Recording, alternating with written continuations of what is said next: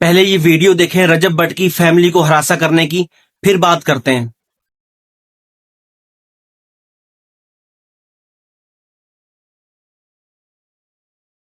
کتنی بے شرمی اور ڈھٹائی سے یہ بندہ ویڈیو بنا رہا ہے اور پیچھے بیٹھی فیملی کو پریشان کر رہا ہے۔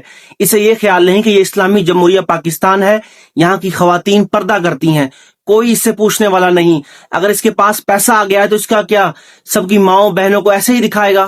اسے لائسنس مل گیا ہے بے شرمی کا، کوئی اسے بتائے کہ سب کی مائیں بہنیں بیٹیاں کیمرے کے سامنے نہیں آنا چاہتی، کوئی اس جاہل کو بتائے کہ ٹک ٹاک کی دنیا سے باہر نکلو گے تو پتہ چلے گا کہ غیرت ہے بڑی چیز، جہانے تگو دو میں پہناتی ہے درویش کو تاج سر دارا۔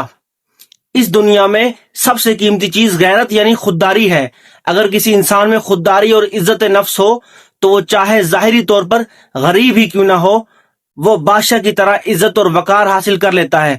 رجب صاحب، یہ پیچھے بیٹھی ہوئی خاتون ملکہ ہے، وہ مائیں ہیں جو محمد بن قاسم پیدا کریں گی، یہی تو وہ مائیں ہیں جو صلاح الدین ایوبی پیدا کریں گی، یہی تو وہ مائیں ہیں جو غزوہ ہند میں لڑنے والے مجاہدین پیدا کریں گی، یہی تو وہ مائیں ہیں جو ایسے بیٹے جنم دیں گی جو بیت المقدس پر اسلامی پرچم لہرائیں گے۔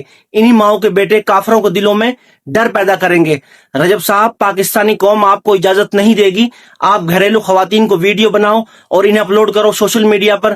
یہ ٹرینڈ بن گیا ہے، جہاں دو خواتین کھڑی ہوں وہاں پر کیمرہ آن کر لو۔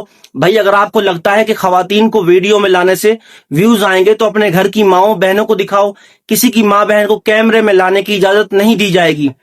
پاکستانیوں میں ابھی غیرت بقایا ہے۔